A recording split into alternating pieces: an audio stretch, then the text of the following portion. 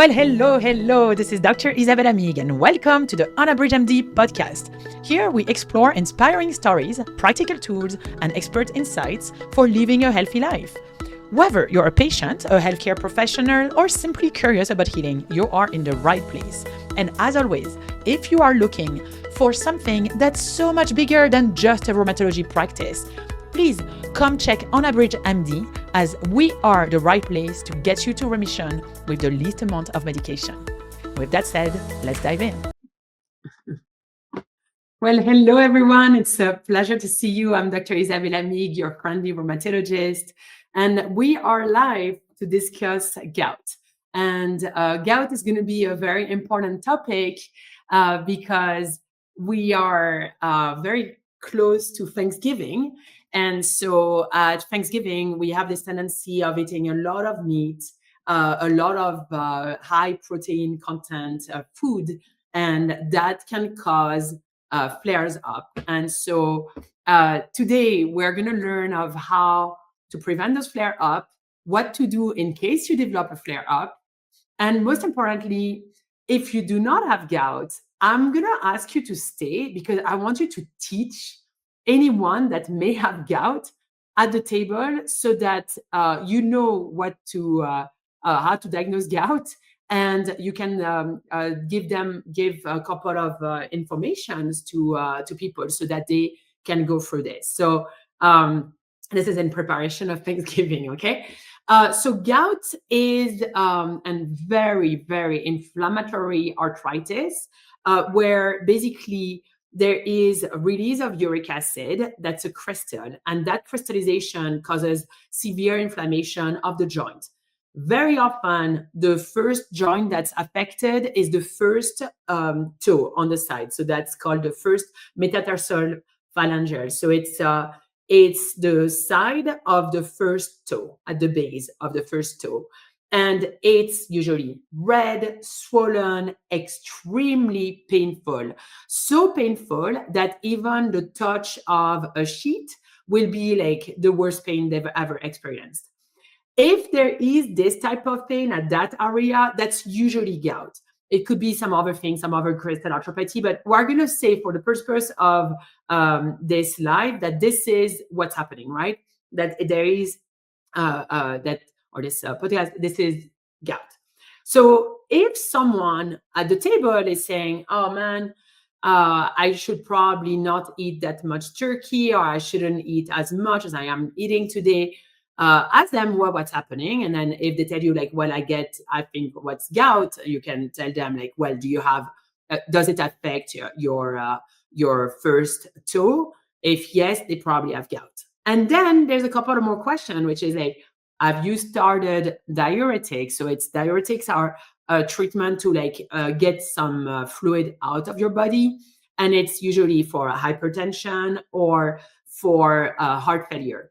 Or like if there is like too much water retention. So we may give a diuretic. So are you on that? Because that actually can cause gout flare, okay? And so that's like the first thing. Is there any new treatments? Have you had any new treatments? Okay.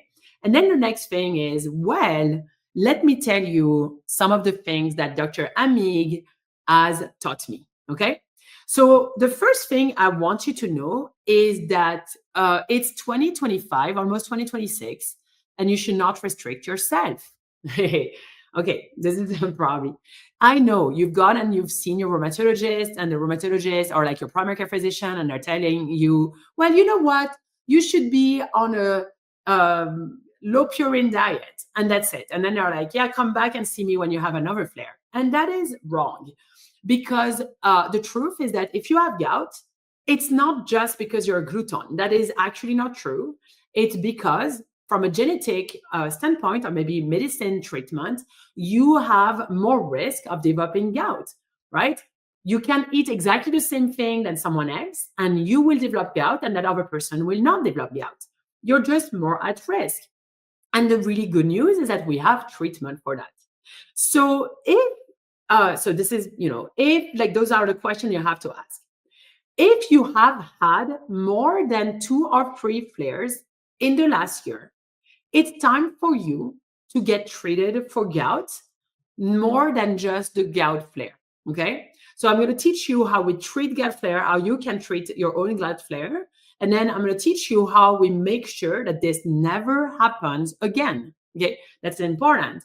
And honestly, you should not have to worry about what you're eating. You should have a totally normal life where you're being treated. So, and you don't have to deal with what are you eating. Like, yes, what you're eating is important, but at the end of the day, the problem is that by telling you start eating less protein, that's not good for you in the long run. You want to have protein so that you're building muscle. So if I'm telling someone that's over 50, well, eat less protein, that's actually unfair, because we want you guys to eat protein after 50, because we know that it takes more protein. Like, we need protein to build muscle, and we're losing muscle with age. Okay. So that's really important. And that's why I'm telling you, we're in 2025, almost in 2026, we have treatment. Okay. Now, you're at the table and you're looking at this meat and you're like, okay, can I actually take it? And I'm going to tell you, well, look, if every day you do not eat that amount of meat, I'm going to actually recommend that you take some anti-inflammatory or colchicine. If you have gout, I personally would think that you should be on colchicine. Colchicine is not a problem for your kidney. So if you have gout and you have kidney issues, know that it is absolutely safe to take colchicine. And what I'm going to recommend is that you double the dose of colchicine. So if you take no colchicine right now, take 1 tablet. If you take already 1 colchicine today, take 2 tablets. You're trying to prevent inflammation before it even happens. If you know that when you're eating a lot of protein-rich food, such as like the turkey, I mean, the truth is, yes, the food during Thanksgiving is very rich. And so if you know that you're getting flares after Thanksgiving dinner, then let's prevent it. And what you're going to do is that you're going to take 2 tablets of colchicine. All right, easy, right? If in general you take naproxen or ibuprofen, just take it. Take it before you're eating dinner, or taking right after, or like while you're eating dinner, or right after you're taking your dinner. But what I want you to realize is that if the protein-rich food is what's causing, by breaking down, it's what's causing all of this uric acid. And because there's movement of uric acid, you're developing a flare. What we want is you actually preventing that. And so we're going to get you to preventing that inflammation by taking a little bit more colchicine, or by taking a little bit more anti-inflammatory. So by planning it in advance. Okay. I'm having a comment here by Excedencias T108 that says long-term use of cortisol can cause degeneration of the bone. I have not said anything about steroids. I do not recommend steroids as a preventing measure. Absolutely not. And so I do not recommend steroids for gout unless you have tried already colchicine and an anti-inflammatory. So please know that none of the things that I've used right now are cortisol. Corticosteroids, so cortisol is not good in the long term, and we're not going to use that as preventive. That said, if you have a rheumatologist that you're working with and they tell you this is the way for you specifically, that you're going to prevent gout, it's not my favorite treatment, but there's probably a reason why they offer that. Okay, so that's important. But I think what's important is to realize, and so this is what's important. And so when you're at that table, and maybe that's not you who has gout, but maybe your uncle, right? You have to tell them gout, actually, the flare up of the pain and the swelling and the redness comes when there is movement of uric acid. So if you're dropping the uric acid, or if you're going up on the uric acid, you actually move that uric acid, and that's what causes this inflammation. And so by like when we're giving you colchicine, or when we're giving you anti-inflammatory, we're actually an anti-inflammatory, we're actually preventing that inflammation. And this is where it's important. We're not doing anything with the uric acid then, right? And so it's not during, I would recommend if someone is saying, I want to start you on allopurinol or, you know, on Uloric, it's not the time to do this. Why? Because the allopurinol is going to move uric acid also, and we don't want that when there is a risk of having a flare. So in general, and you can look, I think I've done already some lives about how we treat gout, but I'm going to give you the big principle. But before we go into the big principle of how to treat gout, what I want you to realize is that you can prevent a flare. And the prevention of the flare is drinking a lot of water. Like, that's actually very important. If you're at a dinner table and there's a ton of alcohol, realize that you've got to drink water, water, water. And so a rule that my sister used to give me, she's like, 1 glass of alcohol, and they're the French one, it's much smaller, equals 1 glass of water, big glass. Okay. So just know this, right? Like, you want to drink a lot of water and then prevent your flare by getting yourself more colchicine, more NSAID. Okay. So there's that. Then the thing that because you're probably wondering, and if you're in that discussion on the table, what you want at the end of the day in the gout, and that's a ladder, like, it's not a instant action. What you want is to decrease the uric acid to a level that's less than 6 or less than 5, depending if you have tophi. Tophi are when there is how do you call that? Like, if you have under the skin some crystal, so uric acid is deposited under the skin, and it's usually at the top of your ears, around your elbows, but it can really be anywhere. But if you have like nodules, and if you're like looking at your ears and you're like, oh, I have some whitish spot, that will probably be tophi, and you want to have a uric acid that's less than the normal uric acid for just regular gout. Okay, so less than 5 versus less than 6. So if you have a high uric acid, you know that the goal is to lower the uric acid. The thing, though, is that if you're moving the uric acid, you have a risk of flare. And so what you want to do is that you want to start the allopurinol with a medication that prevents a flare, right? And so usually what we do is that we'll give colchicine and allopurinol, and then we go up on the allopurinol until you have a perfect amount, like you're at goal for your uric acid, and we keep the colchicine or the anti-inflammatory until you're perfect, right? So that's why you back off only much later. And remember, right, so this is actually so important.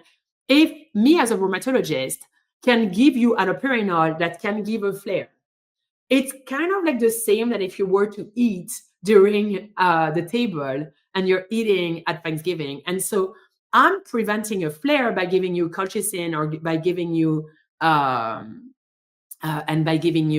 anti-inflammatory, right? And here's the thing: we can do the same thing if you're going to eat a rich food dinner. And I think it's time for us physicians to live in the present. And the truth is that I want you to have a normal life. I want you to live, and I want you to be empowered in what you can do. And here's the thing: don't wait for that gout flare to happen. Just go ahead, stop it even before it even happens. Okay. Hopefully this has been helpful. I see a lot of people are online. This is actually very exciting. Thank you. Thank you everyone for watching this live. I'm doing great. Thank you so much, Venkat Kari. Hopefully you are doing great. I'm from France. Where are you from? I'm from France, but I work in Colorado. It's my pure honor to have a practice in rheumatology that's direct care, where I work directly for my patients. And I'm very big on educating people because I think that knowledge is power. And if you know what is happening to you, you can actually take care of it, right? And then what does THCCC do to your body? I don't know what THCC, so I don't know. I'm so sorry. I do not know what your question is. I'm so sorry. And then I'm having a medical advice here. What would you prescribe to a 52-year-old woman with deformities in finger? Is that gout or rheumatoid arthritis? Such a good question. So deformities in your fingers can come from so many different things. It can be rheumatoid arthritis, It can be gout, like if you have severe gout, but it also can be osteoarthritis. It can be psoriatic arthritis. I think the most important question for someone like you would be: is it worse in the morning? Is it associated with morning stiffness? Does it get better with exercise? If it gets better with use and exercise, then you have an inflammatory arthritis and you've got to see a rheumatologist. If it's worse with movement, when you're like working and using your hands, and that's when it's worse, then it might be osteoarthritis. So in any chance, like if you're having a doubt, just go and see a rheumatologist. We're happy to see you. All right. And I'm just going to go on Instagram, like, hi, Melissa. Hi, Dr. Tanya Altman. It's such a pleasure to see everyone. Well, again, thank you so very much. Again, now you know what to say when you be at Thanksgiving dinner. And remember, like, the goal of medicine is not to restrict you. It's for you to have a full and normal life. And if someone is telling you to restrict yourself, ask them, okay, great. Let's say I'm doing this. What other options do you have? Because I don't want to just restrict myself. That is not what we're here for. We're here for having a full and normal life. Okay. It's a pleasure. Have a wonderful week. I'll see you next week. Take care, everyone. Bye-bye. Well, thanks again for tuning into the Unabridged MD podcast. Be sure to subscribe so you can be notified when the next episode is up.